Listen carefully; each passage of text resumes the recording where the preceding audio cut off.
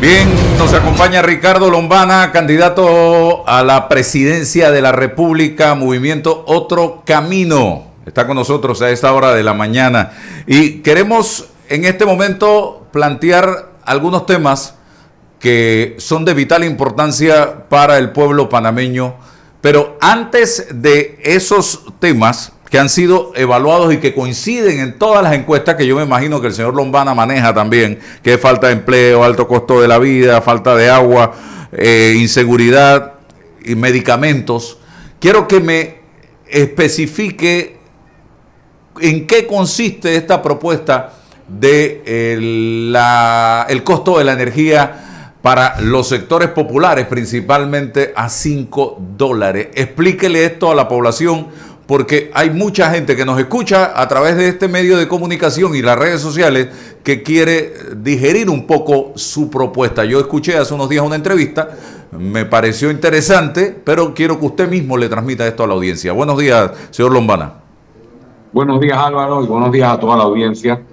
Lo primero que quiero dejar claro es que esto que nosotros estamos planteando ya existe en otros países, es decir, no es nada que vayamos a inventar, no es nada que estamos improvisando, simplemente estamos acelerando agresivamente el proceso de transición energética que debió ocurrir en Panamá desde hace ya algunos años, pero por estar favoreciendo o beneficiando a las empresas del sector de energía, especialmente a las distribuidoras, no se había logrado. Segundo, existen múltiples testimonios de familias, de sectores populares, de clase media, incluso empresas, que ya han instalado paneles solares en los techos de sus hogares en los últimos 6 meses, en el último año y medio, y han pasado de pagar $100, $200, $90, a pagar $5, $3, o incluso a tener crédito. ¿En qué consiste el programa o el proyecto? Nosotros hemos identificado a los hogares de menor consumo. Los hogares, empezando por los hogares que consumen menos de 300 kilowatts por hora, que esto es definitivamente en los sectores populares. A estos hogares se les instalarán paneles solares en los techos de sus casas. Esto empieza por áreas como San Miguelito, 24 de diciembre, Tocumen, La Chorrera, Arraiján, Bacamonte, etcétera, para poner solo algunos ejemplos y obviamente en otros puntos del país. Se instalan los paneles solares. Se requieren casi 700 instaladores para poder llevar esto en paralelo, instaladores que saldrán de las mismas comunidades donde precisamente se van a instalar los paneles, es decir, que esto genera empleo en las comunidades donde se están instalando los paneles, Álvaro, y después de haber instalado los paneles solares y de haberse conectado a la red, las personas van a ver inmediatamente un impacto en su recibo, en su cobro de luz de $5 o menos. Esto es completamente factible, está estudiado por un equipo técnico, por un equipo de ingenieros, por un equipo de abogados, y además de ser viable, genera empleo, porque los instaladores son casi 700, salen de la propia comunidad, y además de eso, las pequeñas empresas, las medianas empresas, algunas que ya existen, e incluso gente que pueda ahora emprender en el mercado de energía solar, puede entrar aquí. El Estado va a importar a través de licitación masivamente paneles solares de países o de empresas que están en otros países, que son los productores, los principales productores de paneles solares. ¿Y esto cómo se paga? Esto se paga principalmente con el subsidio que hoy existe. Hoy existe un subsidio de $150 millones, Álvaro, que en algunos años ha llegado casi a $200 millones, y es un subsidio que se le entrega directamente a las compañías para garantizarle a las compañías sus utilidades, para que supuestamente reflejen un ahorro en el recibo de luz, pero ese ahorro no se ve, porque la gente sigue pagando energía cara o sigue pagando luz que no recibe Entonces, vamos a redireccionar los 150 millones de dólares de subsidio y los vamos a convertir en una inversión. Aproximadamente $1.500 cada instalación, es decir que el Estado con este subsidio redireccionado a una inversión instalará los paneles solares sin costos adicionales, cubriendo a 100.000 familias por año, aproximadamente 500.000 familias en 5 años. Esto es casi 2 millones de panameños caminando, Álvaro, hacia una economía verde, hacia una energía sostenible, hacia un país descarbonizado, que pueda negociar incluso en los mercados de carbono, incluso canjear deuda pública por estas acciones, que es lo que la juventud y todo un país está pidiendo, caminar hacia las energías renovables. En eso consiste el proyecto. Señor Lombana, hoy los paneles solares son costosísimos y la burocracia para su instalación también complica la situación. Dentro de este proyecto, para aquel que quiere comprar, que quiere pagar su panel solar y no depender del gobierno, del Estado, ¿también está contemplado? Es correcto. O sea, esto no evitará que el que quiera seguir haciendo lo que hacen hoy, o sea, hoy, como bien lo sabes, Álvaro, el que quiera puede instalar paneles solares en su casa, pero esto cuesta $2.500 hasta $3.000, dependiendo de la empresa que contrates. Y además tienes que someterte a la burocracia de esperar 4 o 6 meses para todos los permisos y que te instalen el medidor. Esta opción la sigue teniendo quien la quiere pagar. Nosotros, ¿qué le estamos ofreciendo a la población? Sobre todo a la población de los sectores populares, y cuando terminemos con los sectores populares vamos hacia la clase media, obviamente, es que en lugar de tener que pagar esos $2.500 o $3.000 con el Estado, obviamente, ya que lo vamos a costear con el subsidio a los hogares que consumen menos de 300 kilowatts por hora, no van a tener que pagarlo. Es decir, se reduce el costo total de la instalación. Y por otra parte, nosotros vamos con tanto reducción de burocracia, digitalización de procesos y coordinación con toda esta cadena de permisos que hay que obtener, reducir la burocracia solo a algunos días. No existe excusa alguna para que entre los permisos de los bomberos y otros permisos que se requieren y autorizaciones y la instalación del medidor, la gente tenga que esperar de 4 a 6 meses. Esta burocracia muchas veces, Álvaro, se da para un poco seguir haciendo más difícil que instales paneles solares y seguir garantizándole el negocio a ciertas empresas.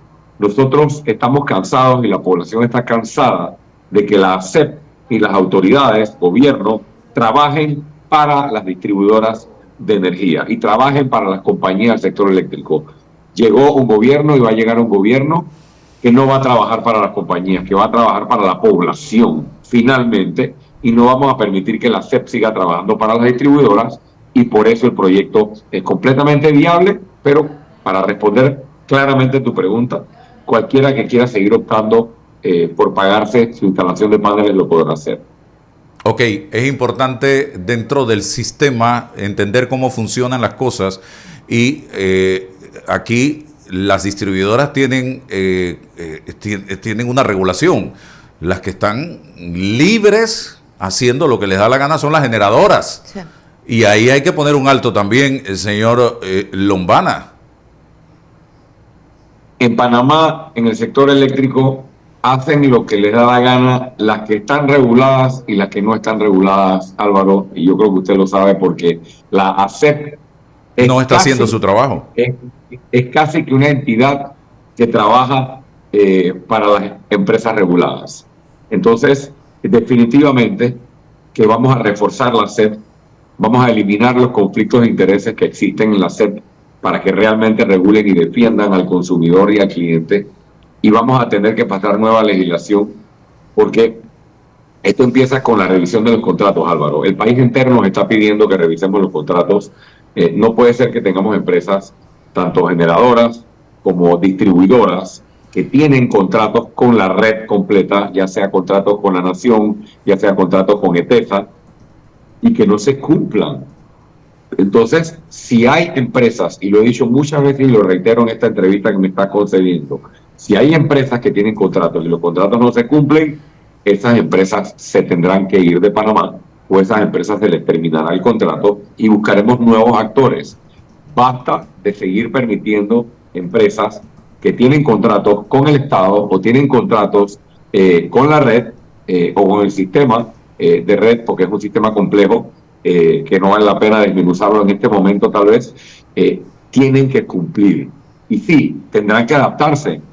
Todas las empresas y el sector eléctrico panameño, Álvaro, ya tiene una hoja de ruta hacia esta transición energética, hacia la diversificación de una nueva matriz energética. Este camino ya existía. Lo que pasa es que lo han demorado y han pateado la pelota para casi los próximos 20, 30 años. ¿Por qué? Porque quieren seguir haciendo negocio.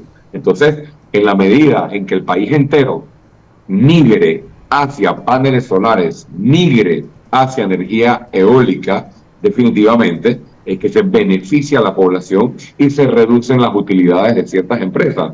Pero nosotros no tenemos que ser gobierno para garantizarle las utilidades a nadie. El derecho a tener luz eléctrica en tu casa es un servicio básico que el Estado tiene que prestar y en eso nos vamos a enfocar nosotros para que la luz le cueste $5 a los panameños. Señor. Y luego vamos con las empresas, Álvaro, luego vamos con las empresas y no hemos hablado del paquete gubernamental, porque obviamente primero tenemos que llegar al gobierno y tener un inventario claro de cuántas sedes gubernamentales, oficinas de gobierno pertenecen al gobierno y cuáles son alquiladas, porque las grandes estructuras estatales, desde hospitales hasta ministerios, hasta oficinas más pequeñas, también pueden instalarse paneles solares y reducir drásticamente lo que el Estado paga de luz, generando un importante ahorro que también podemos redireccionar para inversión social y obras de infraestructura que el país necesita. Señor Lombana, algo que no quiero dejar pasar en este tema, ¿ha contemplado usted el tema del mantenimiento de estos paneles? Porque entiendo perfectamente el tema de la licitación, cómo se van a adquirir y de qué manera van a priorizar los hogares para instalar, pero ¿el mantenimiento de los mismos? ¿Quién se encarga de eso? Sí, esto es una alianza, que se entienda que nosotros no creemos en que el gobierno es el que tiene que hacer todo. Nosotros tenemos que generar la pieza más importante del gobierno en todo este esquema, o el rol más importante es, número uno, negociar el precio para esta licitación. Como es masiva, los paneles van a costar mucho menos. El otro rol importante del Estado no solo es la licitación y la compra, sino es la regulación real del sector para aplicar la protección al usuario y las sanciones y terminaciones de contratos en caso de incumplimiento. Y tercero, la parte de redireccionamiento del subsidio de 150 o 170 millones de dólares para la inversión en compra de paneles. En cuanto al mantenimiento, los que saben del tema y el equipo técnico, que es un equipo técnico de profesionales que ha trabajado por casi 6 meses en esta propuesta, nos indica que los paneles tienen un tiempo de vida de aproximadamente 25 o 30 años. Y sí, en todo lo que tiene que ver con el mantenimiento, el Estado obviamente mediante licitaciones, mediante contrataciones con el sector privado se encargará de darle el mantenimiento. Si el Estado es el que se encarga del mantenimiento, ya sabemos lo que puede pasar. No vamos a poner en riesgo la eficiencia de esto y a través de las alianzas, a través de las APP y a través de la contratación transparente de empresas pequeñas, medianas, del sector privado se les dará mantenimiento a los paneles solares que, como repito, duran 25 o 30 años, es decir, que es una inversión a largo plazo. Bueno, por acá hay muchos comentarios, tengo cantidad de preguntas. Sí. Alguien me dice acá, no son 2.500, son $14,000 que me costó en mi casa los paneles solares. Me imagino que estamos hablando de clase media alta o clase alta, señor Lombana. Sí. Para esto también... Ese cálculo obviamente tiene que ser en una residencia mucho más grande. Sí, estoy hablando de ejemplos de gente que ha instalado paneles solares en sectores populares o en clase media baja.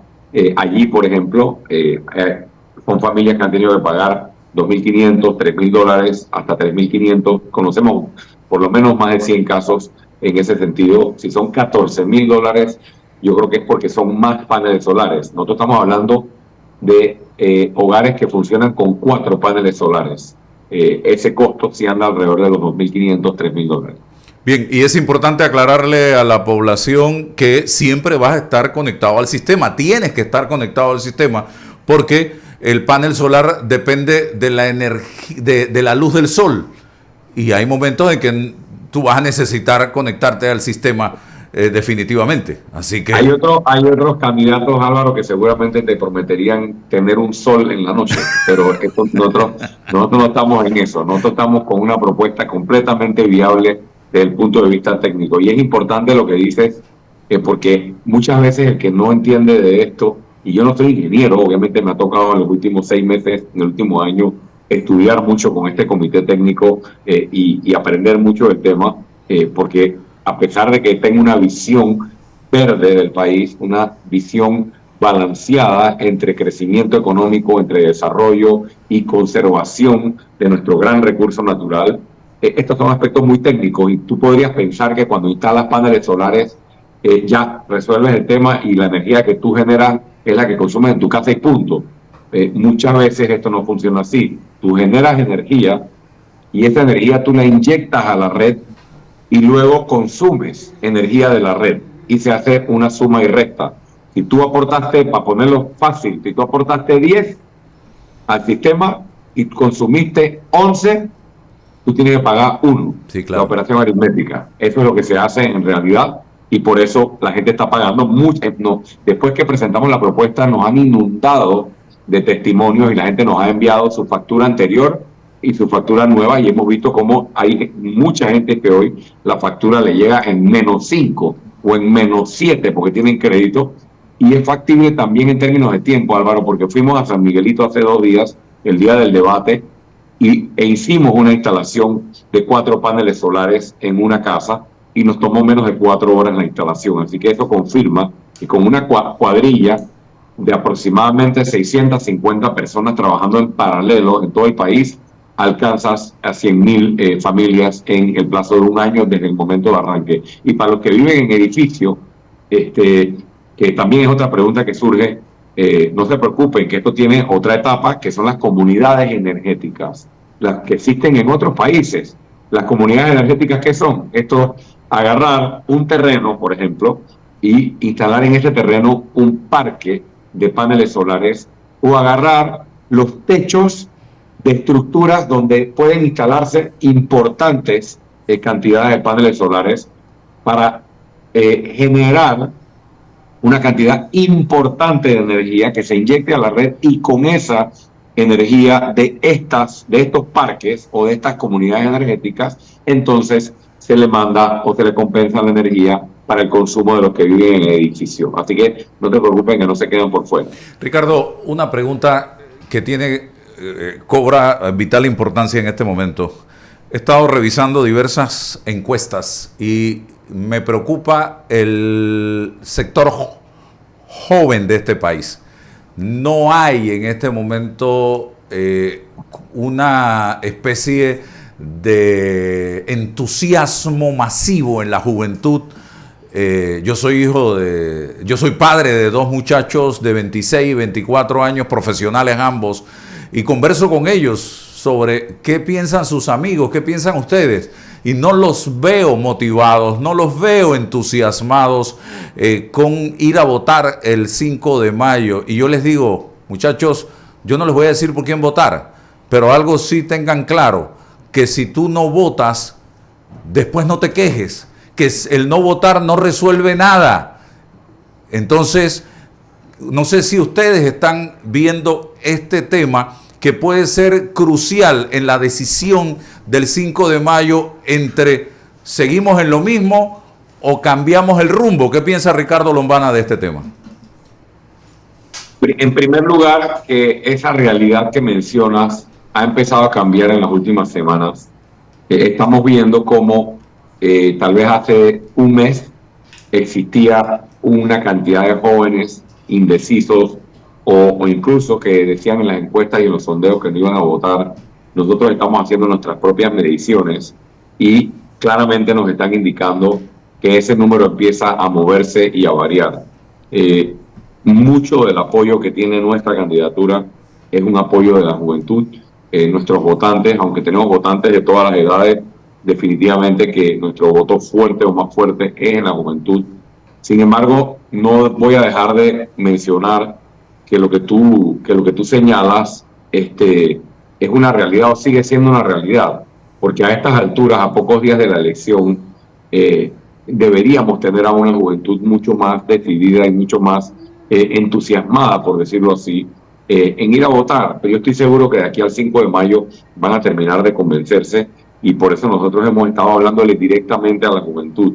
Y por otro lado, Álvaro, yo creo que el desgano, la desmotivación que tiene la juventud, no necesariamente es hacia los candidatos, sino hacia el sistema. O sea, la juventud está desencantada de un sistema, con lo que pasó aquí en noviembre del año pasado, las protestas, la corrupción, la minería, ahora los auxilios económicos, o sea, tantas cosas que pasan donde se le está indicando al joven o al joven en este país que no valen, sino que lo único que vale es que te inscribas en un partido o que tengas palanca.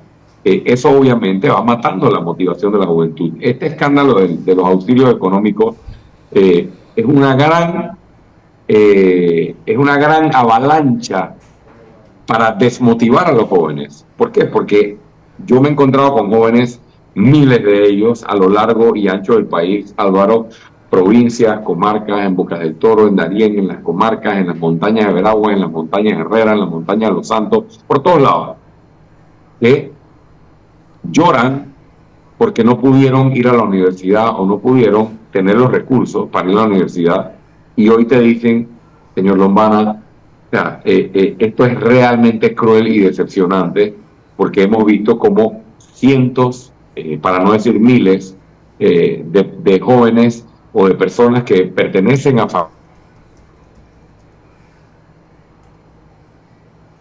Tenemos problemas. Nosotros que simplemente no tenemos palanca o no tenemos apellido, no somos beneficiados. Eso también va a crear una gran desmotivación en la juventud, y eso es precisamente lo que nosotros venimos a cambiar y hemos anunciado y compartido con el país, y lo seguiremos haciendo hasta el último día, nuestra propuesta para cambiar esa realidad de la juventud.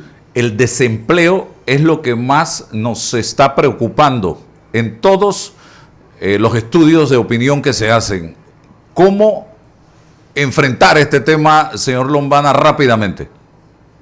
Número uno, poner dinero a circular en la economía. El Estado panameño le debe 1.600 millones de dólares a los proveedores.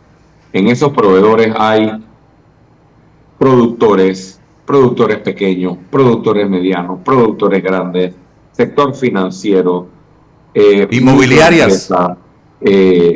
Perdón. Las inmobiliarias les deben 140 millones de dólares del bendito subsidio.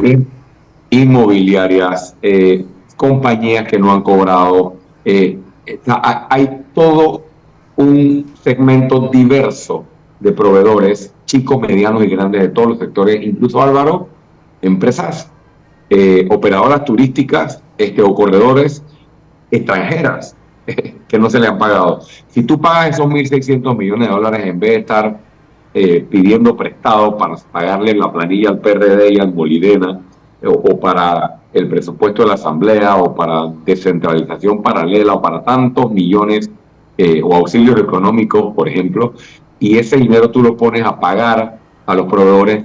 Los proveedores han tenido que despedir, estas son empresas que han tenido que despedir a miles de panameños por no tener la capacidad financiera, ya que no te pagan tus cuentas. Al pagar tus cuentas, no solo las empresas inmediatamente tienen la capacidad de recuperarse económica y financieramente y recontratar, sino que pone circulante en la economía. Número dos, nosotros hemos hablado de un plan de recorte drástico del gasto público, Álvaro.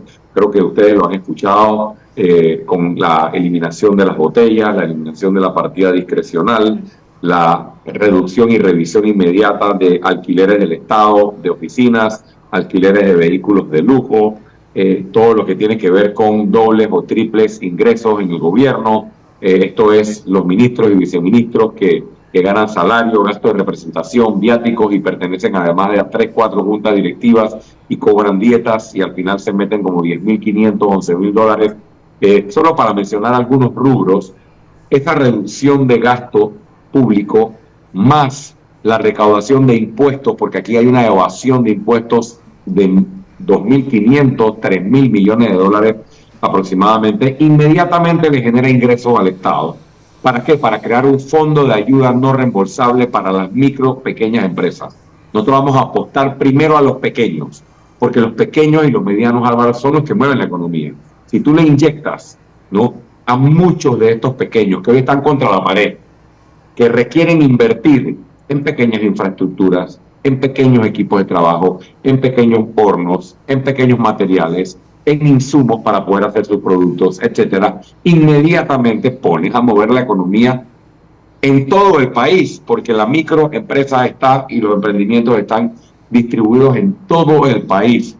Y tercero, se crea un programa de préstamos con incentivos, obviamente préstamos blandos, no politizados, también para los que sí son sujetos de crédito y quieren endeudarse para generar más negocio y generar emprendimientos. Y por último, Álvaro, nosotros vamos a dividir nuestras obras de infraestructura en dos partes. Primero, las obras no terminadas. Yo creo que de esto tú sabes bastante porque has seguido el tema por años. Hay más de 30 infraestructuras abandonadas de los últimos 3 gobiernos. Nosotros ya tenemos un inventario, vamos a terminar las obras inconclusas. ¿Qué sentido tiene que hayamos enterrado, por ejemplo, 10 millones de dólares en el Minsacapsi de Renacimiento en Río Sereno, o que hayamos enterrado millones de dólares en el hospital de Metetí en Darién, o que hayamos enterrado millones de dólares en el intercambiador de Azuero allá en tu provincia, que tiene ya casi 10 años o más de 10 años, sí, con 4 y 5 adendas?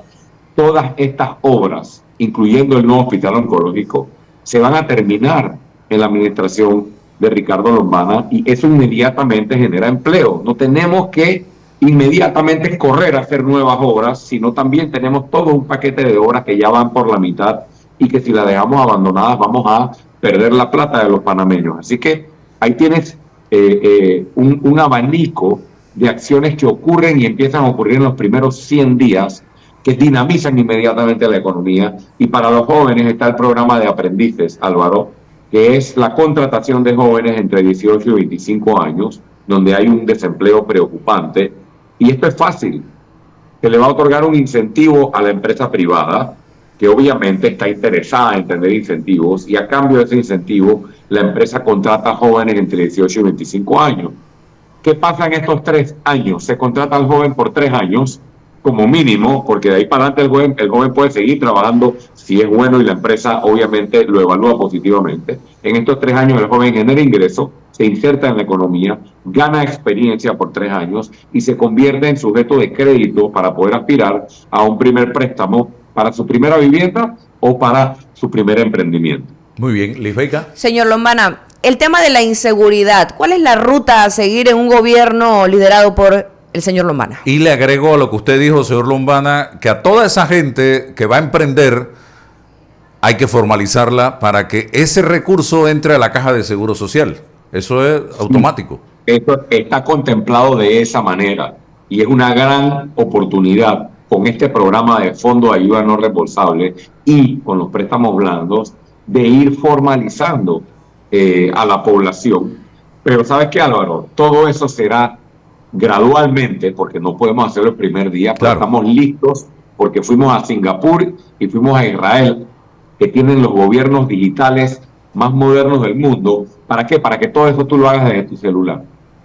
O sea, aquí se van a acabar las filas, aquí se van a acabar que tengas que ir a 24 instituciones a buscar papeles y buscar permisos, y cuando llegas a la última ya se te venció el paisal lo que obtuviste en la primera, porque todos esos permisos, toda esa formalización, incluso tus estados de cuenta, incluso tu cobro de impuestos, todo tiene que ser a través del celular. Y eso es completamente factible. ¿Por qué no se ha hecho? Porque si tú le mantienes todo el papelerío y la tramitología en todas las oficinas públicas, mantienes la corrupción. Y nosotros venimos de frente contra la corrupción digitalizando trámites. Nuestra propuesta de seguridad, Lisbeica, es la más fuerte y la más agresiva de todas. El país entero nos ha escuchado. No vamos a negociar con delincuentes. El Estado no puede combatir el crimen si el crimen está dentro del Estado. Y el crimen está adentro del Estado. Evidencias sobran. Fiscal o fiscalía, una fiscal de drogas alquilándole armas al crimen organizado. Comisionados, subcomisionados de la policía y agentes de la policía, una semana sí y una semana no, con droga en el carro, vinculados a las bandas criminales o a las bandas de narcotráfico. Una semana sí y una semana no, un representante de corregimiento, un alcalde o una persona que trabaja para un diputado de la República con droga en el carro o asesinado o en atentados y demás. Hay que limpiar, hay que depurar la fuerza pública y las instituciones. Y nos hemos asesorado y nos estamos asesorando con algunos gobiernos que ya han hecho este proceso de limpieza. Yo he hablado claramente del gobierno de El Salvador, entre esos, y cuando hablo del presidente Bukele me refiero a este plan de depuración y este plan de limpiar el país de bandas criminales con un proceso de judicialización para encarcelar a quienes le están quitando la paz a los panameños, pero no solo los delincuentes de la calle. Hago énfasis en que se trata de los delincuentes de la calle con las bandas criminales y quienes desde el sector privado y quienes desde su saco y corbata los patrocinan o los encubren, porque aquí hay dos partes en este baile. Para esto, ¿qué requerimos? La limpieza, la depuración, los procesos de judicialización de los criminales y por otra parte la ley de extinción de dominio, que es la que nos permitirá ubicar, puntualizar, focalizar los movimientos millonarios de dinero que tienen estas bandas criminales y sus padrinos en el sistema bancario panameño para poder cortarles sus fuentes de financiamiento y para poder, una vez incautados estos bienes, ponerlos al servicio de la población panameña. Una vez depurada la fuerza pública, proceso que puede ser alrededor de un mes y medio de depuración, la fuerza pública o esa nueva fuerza pública debidamente motivada, debidamente capacitada, con fondos asignados de manera correcta, con el apoyo directo del presidente de la República y con un gobierno que se va a preocupar por los policías que hoy tienen que estar haciendo vaca y colecta para teñirse hasta los uniformes, mientras muchos comisionados se dan la gran vida, y además con un gobierno preocupado por las familias de los policías, porque nadie se preocupa por las familias ni por la salud de los policías. Vamos a hacer el trabajo de limpiar y de judicializar. Y hay dos agencias importantes en esta ecuación.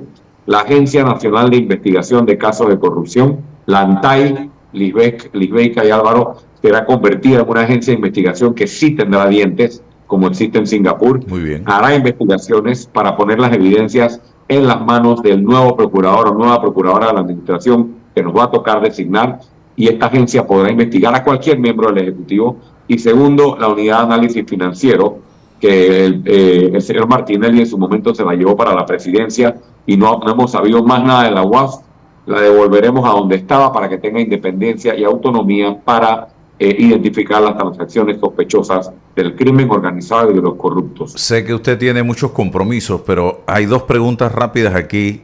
El yo no te toco, tú no me tocas, o yo no te investigo, tú no me investigas, que ha sido un pacto eterno de gobierno entrante con gobierno saliente. ¿Cómo va a quedar con Ricardo Lombana? Uno, porque por ahí anda el rumor de que ya hay acuerdos entre algunos grupos de yo no te toco y tú no me tocas, pactitos. Y lo otro, si usted llega a ser electo el 5 de mayo, ¿qué haría el 1 de julio si Ricardo Martinelli se mantiene allí metido, escondido en la Embajada de Nicaragua? Vamos a empezar por la segunda pregunta. Yo no tengo ninguna intención de beneficiar a ese señor. Si a mí me toca, como presidente de la República, firmar algún documento, aprobar algún salvoconducto, pues tengan muy claro usted y todos los panameños que ese señor tiene que cumplir su condena en Panamá. Y nadie debe beneficiarlo, y mucho menos seré yo, con medidas que le permitan salirse con la suya o irse a otro país. ¿Pero cómo lo haría? ¿Tendría que romper relaciones con Nicaragua? Bueno, Nicaragua es una dictadura En Nicaragua no hay democracia, así que no me temblaría la mano para no tener esa relación hasta que Nicaragua tenga un gobierno democrático y libre para todos los nicaragüenses, pero ese es el problema de los nicaragüenses ahora mismo y no de los panameños. Sobre los pactitos, Álvaro, usted vio el debate presidencial, el último debate.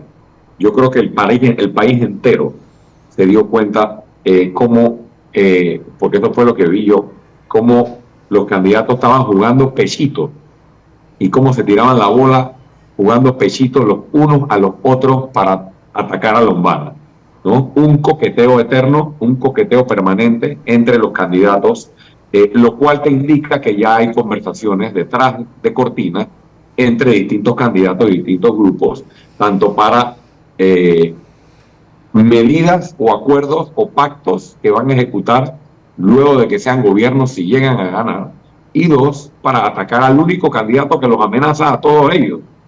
Porque yo no solo voy a tener los pantalones para nombrar a los procuradores y a los funcionarios que investiguen a los delincuentes de la calle, sino hay varios candidatos que tienen cuentas pendientes con la justicia y aquí no se va a excluir a nadie. Ellos van a tener que rendirle cuentas a la justicia también y por eso están tan asustados. Y segundo, ¿te acuerdas cuando me criticaban, Álvaro, hace un año y pico por no hacer alianzas? ¿No? Aquí estoy. Y ahora la población entiende, o gran parte de la población, cuando me acusaban de que yo era muy terco porque no quería hacer alianzas, bueno, aquí está la terquedad de los manos. Si yo hubiera hecho alianzas, hubiera hecho pactos o pactitos, ¿tú por qué crees que no se hicieron los pactitos? ¿Tú qué crees que pedían ellos? ¿Ah? Ellos pedían repartición de pastel, ellos piden impunidad, ellos piden garantía de no ser investigados, ellos piden Parlacén para poder evadir investigaciones. Fíjense, todos los candidatos a presidente, todos tienen candidatos al Parlacén. Y gran parte de ellos, no todos, porque no voy a generalizar, no me gusta generalizar, gran parte de esas figuras que están enviando al Parlacén son figuras que tienen cuentas pendientes con la justicia. El único candidato que no postula al Parlacén es Lombana, porque no creo en mandar gente a esconderse en la justicia y porque el Parlacén nos cuesta $3 millones y no nos trae ningún beneficio. Y eso también va a ser redireccionado a invertir en los panameños. Y por último, la constituyente, Eduardo. En la constituyente, que empieza con una consulta popular, se cambia esta norma. La norma del pactito, la norma que permite que los magistrados investiguen a los diputados y los diputados investiguen a los magistrados, y se cambia también la norma que da y entrega fueros y privilegios a los políticos. Aquí vamos a tener una constitución que permita que los políticos sean investigados como es investigado Libeica, como es investigado Álvaro, como es investigado cualquier panameño que me está escuchando, que si se roba un celular o se roba una gallina, no estoy infiriendo que ustedes andan en eso, obviamente, pero ni se roba una iguana. Aquí tú te robas una iguana, te robas un celular, aquí tú, y muchas veces hasta por necesidad, y te guardan. En la joya. Y te guardan sin haberte condenado.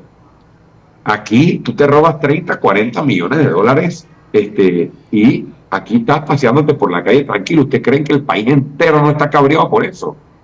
Por supuesto que están hartos, y eso se cambia cambiando la Constitución. Yo escuché al señor Torrijos, por ejemplo, en el debate decir que el país no se cambia cambiando la Constitución. Él utilizó los fueros y privilegios de la Constitución para evadir las investigaciones en el caso Semi y en el caso de Brecht. Así que obviamente que va a decir que el país no se cambia cambiando la Constitución.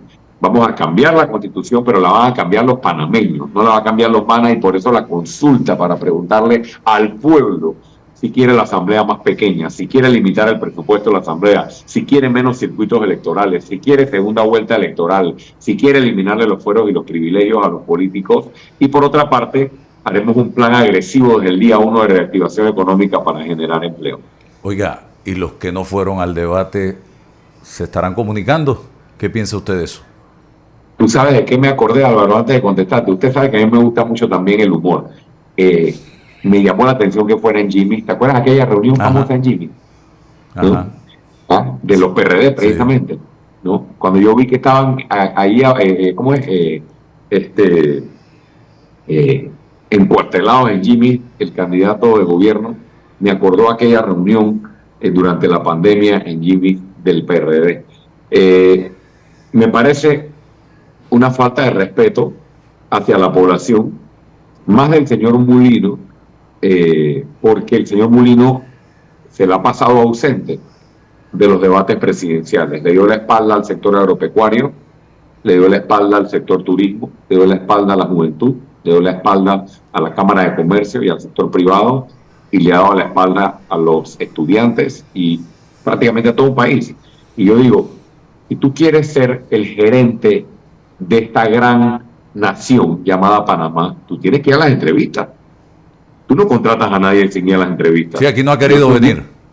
Yo estoy yendo a todas las entrevistas, y las entrevistas con el pueblo son los debates, donde te preguntan lo que sea de cualquier tema, y los foros incluso que no son los debates. Entonces el señor Mulino se la ha pasado escondido, y para mí eso es una señal muy grave. ¿Por qué? Porque ya hemos tenido un presidente escondido por 5 años. Que vamos a tener un presidente, si el señor llegara a ganar, que está escondido. Me parece una muy mala señal. Y segundo, yo creo que el otro candidato que no fue, eso era show, ¿no? Como está de último en las encuestas, yo creo que él está desesperado por llamar la atención y era más un mecanismo para llamar la atención. Nosotros seguiremos concentrados, Álvaro, en los días que faltan. No creemos en encuestas manipuladas, indistintamente de lo que digan las encuestas, indistintamente de lo que pasó en el gobierno de Varela, porque yo no voy a defender al señor Varela, que hizo un pésimo gobierno. Todos recordamos aquella elección. En aquella elección el señor Varela marcaba de tercero en las encuestas y las encuestas estaban manipuladas, pero el señor Varela estaba ganando todos los simulacros que se hacían en todas las empresas, en todas las universidades y en todos los negocios. Y yo creo que usted ve hoy un escenario muy similar. Las encuestas van por un lado, pero todos los simulacros de votación que se están haciendo a nivel nacional los estoy ganando, y los estoy ganando, muchos de ellos por calle y muchos de ellos, bueno, cercanos al señor Mulino, y creo que he visto 2 solamente en los que no gano, y gana el señor Mulino por 1 punto o por 2 puntos, y esa es realmente la medición de lo que está pasando. La elección es entre Mulino y Lombana. El pueblo ya lo sabe, pero el poder económico está desesperado y el poder político está desesperado y quieren de todas maneras inflar a sus candidatos para enredar a la población y hacer creer que el señor Rux y el señor Torrijos llevan chance cuando están completamente desinflados. Le pido a toda la población que no se deje manipular. En la elección anterior las encuestas no daban un real por mi candidatura, me ponían detrás de la ambulancia y saqué 20% del voto popular. Así que todo un país está atento y estamos muy optimistas de que vamos a ser triunfadores el 5 de mayo de 2024. Don Ricardo Lombana, gracias por estar con nosotros en la mañana de hoy. Esta entrevista va a quedar en todas nuestras